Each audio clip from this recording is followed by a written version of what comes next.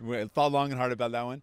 But yeah, I'm really excited. I want to encourage everybody to get out and vote. This is advanced voting. You can advance vote until Monday night. So get out and vote wherever you live, wherever you are. Get out and vote. It's important. Your voice matters. And really, it's an important choice you can make in this election. You can choose between the liberals, who are going to tell you that you've got to vote out of fear, or you can choose the conservatives, who are going to cut services for you, or you can choose someone who's got your back, someone who's going to fight for you, someone who's going to stand up to the powerful and the wealthy and say, you know what, let's work for people instead. Let's make people's lives better. Let's make these young folks who talked, their future brighter. That's what we're about. That's what this campaign has been about. And I'm really honored and excited to take your questions, because it's a chance for me to share with you the excitement that we're feeling and the fact that people really are seeing us as their champions. So thank you very much. Oh, aussi, j'ai juste voté et je l'ai trouvé tellement excitant d'avoir eu la grande honneur de voter. Et je veux exiger tout le monde de voter dès maintenant. On a la chance de voter jusqu'à lundi. Donc vote dès maintenant. On a un choix de cette élection pour choisir un gouvernement qui travaille pour vous, qui lutte pour vous. C'est nous, les néo-démocrates. On se bat pour vous parce qu'on travaille pour vous. Merci. Yes, you call it out for me.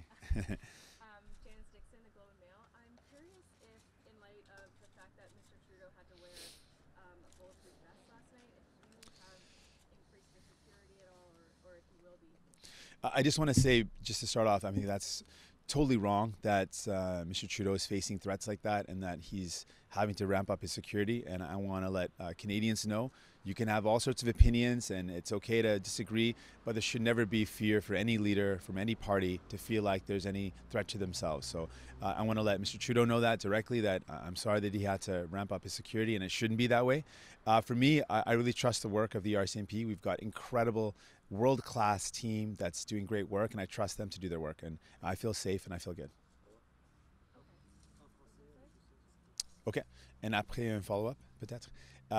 Donc, premièrement, je veux dire à M. Trudeau directement, c'est tellement dommage qu'il a eu la nécessité d'augmenter la sécurité. On peut avoir des désaccords, mais c'est tellement important que chaque chef et sécuritaire n'a pas des gestes de violence, des menaces de violence. C'est tellement important que tout le monde peut exprimer leur opinion sans avoir peur. Donc ça, c'est tellement important pour moi.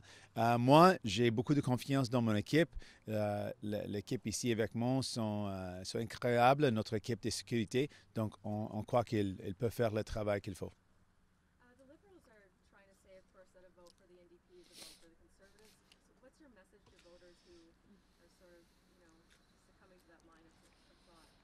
Well, I think for a long time, Liberals and Conservatives have taken people's vote for granted. They just assume that they're going to vote either Liberal or vote Conservative. And I want to say no one owns your vote. No one has any right to your vote. Certainly not the Liberals or the Conservatives. Certainly not the powerful people who have been putting so much pressure and making decisions happen in Ottawa that have benefited the rich but not people. I want to say to people, you own your vote. You can vote anywhere you want. Do not vote out of fear. Vote for what you believe in. If you believe in changing the direction of our country and bringing in the changes that we're promising, investments to healthcare, investments to lift up young people, to tackle the climate crisis like we want to win it, you can choose New Democrat. Don't be told what to do. Believe in yourself and vote for what you believe in. Yeah. Just want to start by asking a follow-up to Janice's. Has there been any time that maybe you had a little bit of concern for your own security that came up during the election campaign? No, I've not been worried about myself. I can tell you that the RCMP does a great job and I feel really safe and secure with their work. But I do know a lot of people in their lives feel afraid. That I met some youth in Hamilton where there's the rise of some hate groups that make it really scary for young people. They're nervous and they're worried about being out in public because they're seeing the rise of divisive politics and the divisive and hateful language. We know that there's been radicalization of people that are targeting new Canadians and immigrants, and that's scary. And we know that that's had some real impacts. In Quebec, people were targeted in a place of prayer, in a masjid, just because of their religion. So there's real fears out there, and I'm worried about people. I'm worried about young folks. They don't have all the security and protection that I have. I'm worried about them. En français. OK. Donc, non, je n'ai pas peur pour moi-même parce que j'ai beaucoup de une grande équipe autour de moi, une équipe qui est tellement, on peut dire, un des meilleurs au monde. Donc, j'ai beaucoup de confiance dans mon équipe. Mais j'ai peur pour les jeunes. Parce qu'à Hamilton, par exemple, j'ai parlé avec quelques jeunes qui ont partagé des histoires d'une augmentation des groupes haineux à Hamilton et le fait qu'ils ont peur. Et ça existe à travers le pays. On a eu un attentat à Québec, donc, où les gens étaient ciblés à cause de leur religion. Donc, il y a une menace de l'augmentation de la haine et il faut confronter ça. Donc, j'ai peur pour les gens, mais pas pour moi. And another follow-up to one of Janice's questions as well.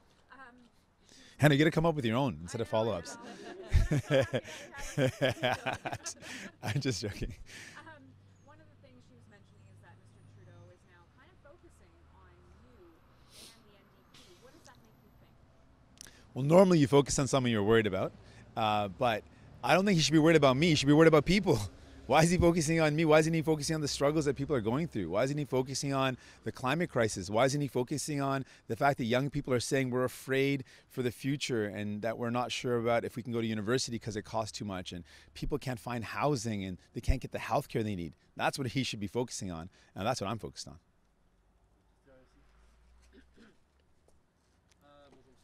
Bonjour. C'est le dernier droit, il reste 8 semaines, il reste 8 jours. Oui. Pas 8 semaines. Flashback, oui, c'est ça. Vous devez concentrer vos efforts pour avoir un maximum d'impact possible. Comment allez-vous concentrer vos efforts? Où allez-vous concentrer vos efforts? Donc, ce que je veux faire, c'est toujours de montrer qu'il y a un choix dans cette élection. Et je sais qu'il y a des partis comme les libéraux qui vont dire non, vous n'avez pas un choix, vous devez voter libéraux à cause d'un peur des conservateurs.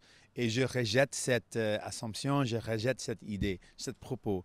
Vous avez le droit de voter pour n'importe qui vous voulez voter. Et ce que je veux dire, on est toujours vu, on est déjà vu à Ottawa des partis qui ont travaillé très fort pour les plus riches.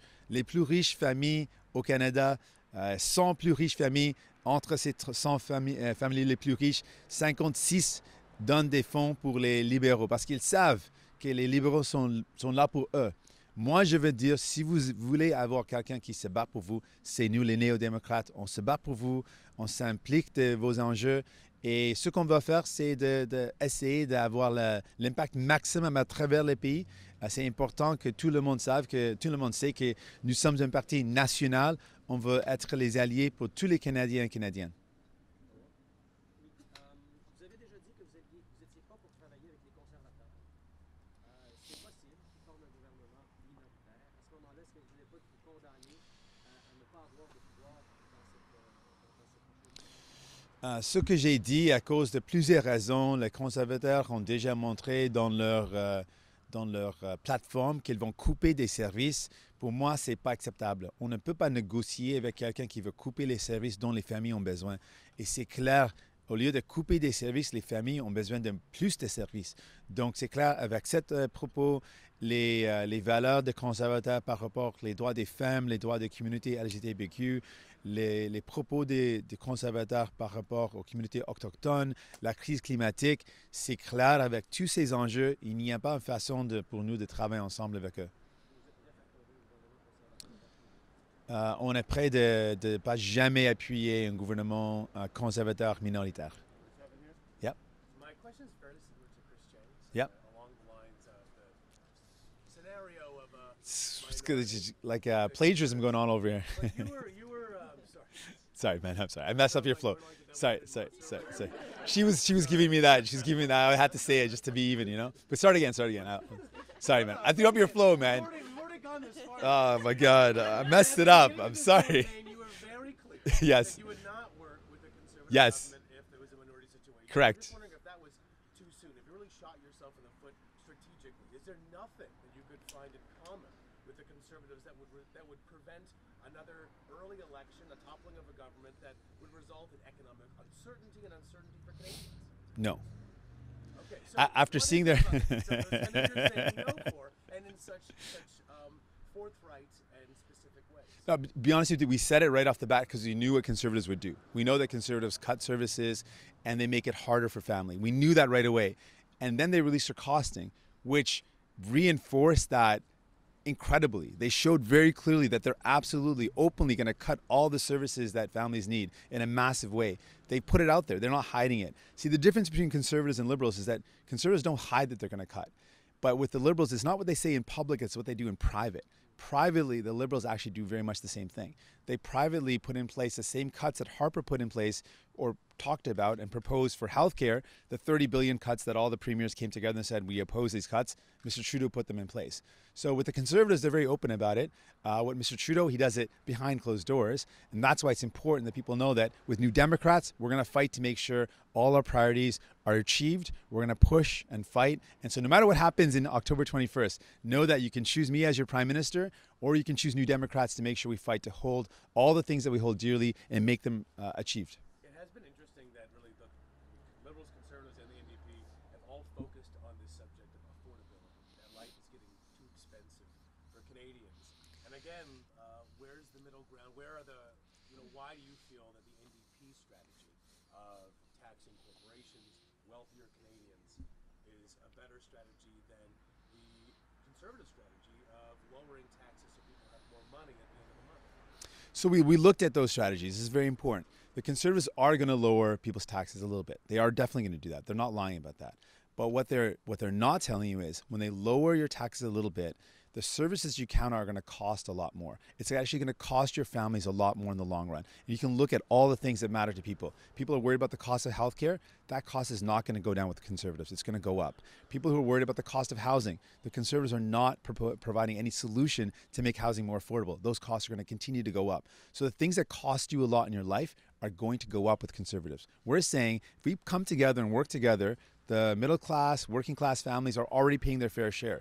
They are doing everything right, and they're still not getting ahead because the economy is rigged. And I'm saying that you're doing everything you can, but governments haven't done everything they can to make sure that people at the very, very top contribute their fair share. And if we did that, we can make sure housing is more affordable. We can make sure healthcare is more affordable. We could save families thousands and thousands of dollars. While Conservatives talk about saving you a couple hundred, we could save thousands. Childcare investments, healthcare investments, housing investments. These are going to save you thousands of dollars and make your life better. Yes. Teresa Wright from the Canadian Press. A lot of your biggest promises will really would have to involve a lot of provincial bodies. You have healthcare, childcare. Have you had any conversations with the premiers to see if you had some of that buy-in, especially in a minority situation? No, I haven't been spending time with the premiers on this campaign. I've been working with connecting with Canadians and convincing Canadians that there is a better way forward and that we've got a plan to make their life better and to lower their costs. There are some plans that we can do right away that don't require working with the provincial governments. So two of those plans include our national dental care program.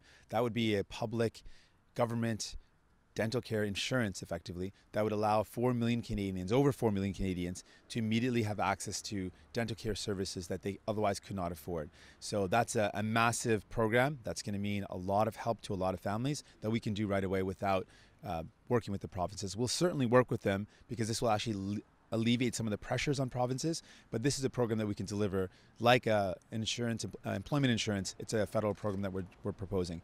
With the plan to lower cell phone bills, this is CRTC. It can directly mandate a price cap. And that's something we've seen in other jurisdictions like the States and Australia. We want to get that done here. We know we're paying the highest cell phone and internet fees in the world, and we can put a cap in place that would cap the prices at the average OECD rate.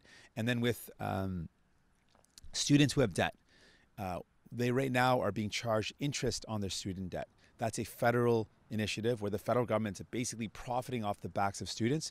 We could waive that interest immediately. So 3 of our 6 demands are things that we can do. 3 of our 6 priorities are things that we can do right away and don't require working with the provincial governments as much, but we know we'll need to work with the province to deliver on all of our priorities, and we're ready to do that. You mentioned at the beginning that this is an advanced polling day. Yes. Talk about the significance of advanced polls, especially in races. Well, advanced voting is just a great way to get out and vote because you've got 3 days. People have really busy lives and really unpredictable lives. Something might come up on the day of election where you've got a childcare, because childcare is so unaffordable. You might have a position where you can't go out to vote, or there might be an illness, or there might be something that comes up and you can't vote. So when you've got these 3 days, I think it's really paramount to drive up voter participation, that people get out and vote now. For me, it's really important because I just want as many people to get out and vote. I know if people voted, we could actually change this country for the positive. We wouldn't be stuck between choosing between liberals or conservatives, which is what they want to tell you to choose between. I know if more people voted, we could do things differently, and I'm really excited about that.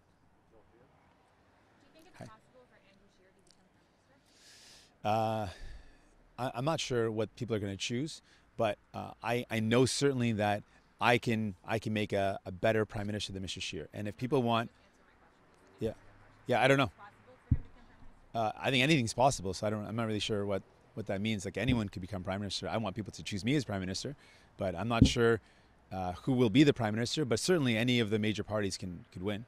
So it's pretty clear that you think Andrew Scheer is worse than Justin Trudeau. Why not encourage people to vote strategically and say, like, these are the ridings where we think NDP candidates really have a shot at winning these ridings, as opposed to possibly hoping to elect conservatives in ridings that, if your real fear is Andrew Scheer slashing government services, why not encourage people to say, Okay, I get your question. Yes. That is not my real fear. My real fear is that people can wait 4 years. And whether they get conservatives that cut services, or Mr. Trudeau, who continues to cave into the demands of the powerful lobbyists and not deliver on the things that people need, people are hurting either way. People are not benefiting when Mr. Trudeau says he's going to end, or he's going to lower the cost of medication. 4 years of a majority government and he doesn't deliver it. People are still hurting because of the cost of medication. When he promises to end fossil fuel subsidies in 2015, and then 4 years of a majority government doesn't deliver that, young people are still worried that there's been no action on climate crisis. So for me, it's the urgency. People need now to not vote for the status quo or vote for Mr. Trudeau, who continues to say great things in public but doesn't deliver them. In private, when he meets with, or his government meets with the lobbyists behind closed doors, he abandons the commitments he makes during the election. And it shows to me the pattern of behavior. You need new Democrats to get the work done. You need new Democrats everywhere. It's not, for me, strategic voting hasn't really changed the world and made Canada a better place. Strategic voting just makes you settle for less. And in your life and people's lives, I don't think you get better things when you settle for less. I think you should demand more. I want to deliver you more. Wouldn't strategic voting allow you to do what you want to do, which is hold the balance of power against liberals? I want to become Prime Minister, and I want people to vote their heart. I feel like this idea of strategic voting has not allowed people to dream big, and I think it's been a barrier to dreaming big. And I don't want anyone to ever dream small. I want people to dream big. I want them to demand more and never settle for less. And that's why I don't believe in the idea of strategically voting. Over to Stephanie. Hi. Stephanie up with the Sun and the Province. Oh, cool. Can you talk a little bit about, it looked like all the leaders are spending quite a bit of time in the Lower Mainland in the last few days. Can you tell me a little bit about your decision to spend time in these ridings and what that kind of represents for the last stretch of this election campaign? Sure. Well, part of it was I really wanted to vote in my riding. so being here being here in Burnaby is always a lot of fun. I love to be back home. And as a British Columbian, it's awesome to spend time in the Lower Mainland and British Columbia in general. I mean, we want to be everywhere. There's a beautiful, huge country. It's hard to get across the whole country. This is an important place for us. We've got a lot of great New Democrats that care deeply about the goals that we have of bringing in healthcare, of tackling the climate crisis. And so we want to just build on the momentum that's building and the momentum that's growing. And here's a great place where we've got a lot of folks that see us as their champions. So I want to build off of that and take that energy across the country. And just one last Yep. quick question for your wife, actually, if that's okay. There's been a lot said about the way your husband handles himself in confrontation and with the public. From your point of view, what can you tell us about how you've seen him conduct himself during the Well, She's like, let me tell you some secrets here. okay, so I am in no way surprised. I've been with you, we've been married for like a year and a half now. I've known him for a very long time. And he's always like this, the most compassionate, most understanding person. And this is true to who he is. This is a very unbiased, sounds biased, but it's true to who he is. It's true to his nature. Anything comes his way, it's like the first he'll rationalize it and then he'll articulate the words. He never gets upset easily either. So I'm not in any way surprised. I sometimes like get a little bit irritated, like, yo, just tell me how you feel. But his vibe is always staying super composed, and that's just who he is. He's understanding and very compassionate, and I'm not surprised though. So Thank you. there's that. Yes. Hi, Hannah. Okay. Good pronunciation on the name. So, would you classify yourself as one of his top, political advisors as well? Oh, that's cute. I think so. You know what? I think so. Yeah, I'm gonna go with yes. Don't me say it though. Whatever. you Yeah. feel. Yeah. I feel like, truthfully, I'm his partner, so naturally you want to chat with your partner about how the day's going, or if there's certain events that were frustrating, or if it's a good day. So you're naturally going to talk to your partner about situations. So in those conversations, you're gonna want to give the best advice to someone I believe should be our next prime minister. Hey. So I think so. Yeah. Yeah. Also, you're playing a big role on the ground. Okay, for the record, I think campaigns are so much fun. I love the energy. I love the family that you create in a campaign mode. So being at the Burnaby South office, campaign office, it's true to me, and I truly believe that this is where you create and nurture future leaders. And so for me to be a part of it, and to see, even when we started during the by-election, to see some of our core volunteers start from there, and how much they've grown, and now how confident they are, and how much they're able to have conversations about politics or whatever interests them. So that to me is always the most rewarding part. And so I think it's been fun. It's been a good ride. Yeah. Yeah. That's cool. Yes. Monsieur Singh, Oui.